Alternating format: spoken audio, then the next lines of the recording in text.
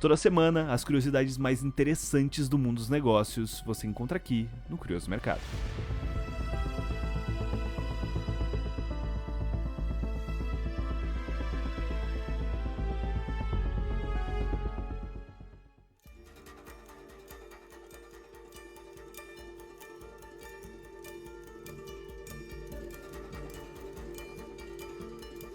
O termo lavagem de dinheiro, como o próprio nome sugere, se aplica a todo e qualquer dinheiro adquirido de forma ilícita e que, portanto, é considerado sujo. Ou seja, para adquirir uma aparência limpa, ele precisa ser lavado. Essa expressão começou a ficar popular por causa do famoso mafioso Al Capone, já que, durante a chamada Lei Seca, o gangster adquiriu uma rede de lavanderias com o propósito de limpar as quantias obtidas da venda de bebidas alcoólicas, atividade que era proibida na época. Obviamente, o Al Capone não lavava literalmente o dinheiro nas máquinas de lavar. Esse foi, na verdade, só um modelo optado por ele. No entanto, existe uma enormidade de possibilidades dentro desse universo. Para começar, vamos entender como o sistema de lavagem de dinheiro é desenhado. E para isso, nós vamos dividir a atividade em 3 fases: a colocação, a ocultação e a integração.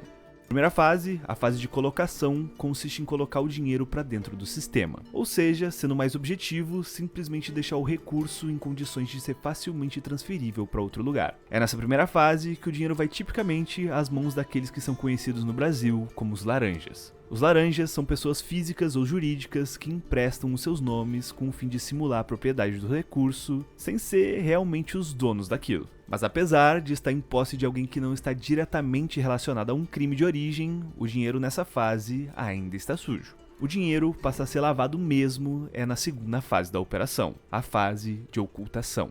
Depois de colocar os recursos em condições de ser transferidos sem chamar a atenção, o dinheiro começa a passar por uma sequência de transações entre bancos e empresas, preferencialmente em diversos países. A ideia da segunda fase é criar um embaralhamento contábil que seja suficientemente complexo para esconder a origem verdadeira dos recursos. É lógico que, depois de todo o caminho, ainda é preciso dar um jeito dessa grana voltar às mãos dos criminosos. E é aí que entra a última fase, a integração. A integração pode acontecer sob diferentes pretextos. 2 exemplos clássicos é o investimento milionário em uma empresa de fachada ou a compra de um imóvel. Mas acredite, a verdade é que esses pretextos são diversos e cada vez mais criativos. E agora, que entendemos mais ou menos o ABC de como funciona esse sistema, é hora de ver como isso acontece na prática.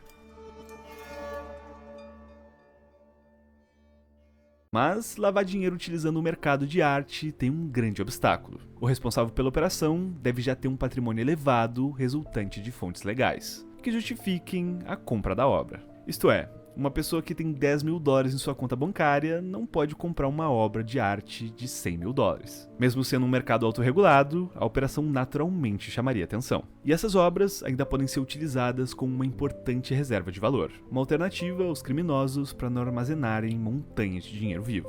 A verdade é que, com o passar dos anos, os crimes de lavagem de dinheiro estão cada vez mais rebuscados e habilidosos. O que resta é limpar ainda o dinheiro que sobrou na companhia fantoche. O método de explorar empresas com alto fluxo de dinheiro é muitas vezes eficaz e provavelmente o mais conhecido. Negócios com alta lucratividade ainda facilitam a etapa de ocultação. É quase impossível demonstrar, por exemplo, que um bar movimentado vendeu o quanto ele declara que vende. Os criminosos aproveitam para limpar o dinheiro também com o ganho legítimo que o negócio gera todos os meses. Quais mecanismos são usados para transformar bilhões de dólares sujos em dinheiro legal? Bom, é exatamente isso que vamos entender no Curioso Explica de hoje. Mas antes, por favor, não se esqueça, já deixa teu like no vídeo, se inscreve no canal e ative as notificações. A verdade é que, com o passar dos anos, os crimes de lavagem de dinheiro estão cada vez mais rebuscados e habilidosos. Os cassinos online clandestinos são um grande exemplo disso. E esse foi o Curioso Explica de hoje. Além de receber selos, conteúdos exclusivos, participar das enquetes e outros benefícios, você ajuda o Curioso Mercado a continuar produzindo conteúdo.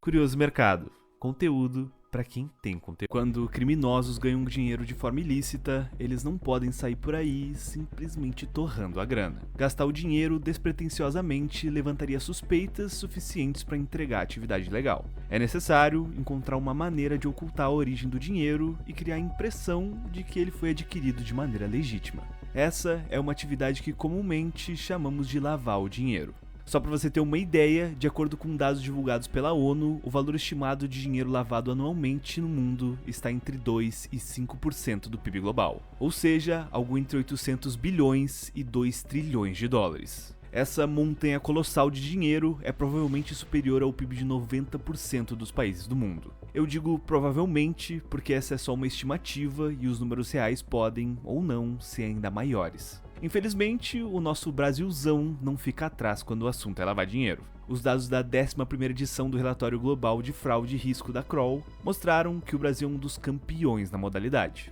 Por aqui, de janeiro até outubro de 2023, a polícia de São Paulo já havia identificado 2,9 bilhões de reais com indícios de procedência ilícita. Mas, quando o crime de lavagem de dinheiro é destaque nas manchetes, raramente se explica com detalhes como as organizações criminosas conseguem desaparecer com dinheiro sujo para, em seguida, fazê-lo reaparecer limpo. Algumas vezes, ocorre que parte do dinheiro pago por esses quadros são depositados ou recebidos pelas conhecidas offshores, que são empresas abertas em paraísos fiscais destinada unicamente para o crime de lavagem de dinheiro. Um caso desse tipo de esquema foi descoberto em 2011 nos Estados Unidos. Não seria possível, por exemplo, comprar um carro de luxo ou um imóvel sem chamar atenção. Em janeiro desse ano, uma cidadã chinesa tentou comprar uma mansão no valor de 30 milhões de dólares utilizando Bitcoin em Londres. A transação chamou atenção quando Jian Wen não conseguiu explicar a origem dos ativos em cripto. O caso levou as autoridades a prender os bitcoins na sua carteira, no valor total de 1,7 bilhão de dólares. Em suma, apesar de parecer simples, usar as criptomoedas para lavar o dinheiro ilegal é algo complexo de qualquer maneira. Depois do processo de estratificação, o dinheiro chega até uma determinada companhia fantoche, que é quem vai então decidir investir em um imóvel. As empresas normalmente mantêm esse imóvel por um determinado tempo, para diminuir as suspeitas e aproveitar esse tempo para lucrar com os aluguéis. Aqui no Brasil, a Polícia Federal realizou hoje uma operação contra um esquema de lavagem de dinheiro no mercado imobiliário de luxo. Mas, quando o crime de lavagem de dinheiro é destaque nas manchetes, raramente se explica com detalhes como as organizações criminosas conseguem desaparecer com dinheiro sujo para, em seguida, fazê-lo reaparecer limpo. Quais mecanismos são usados para transformar bilhões de dólares sujos em dinheiro legal?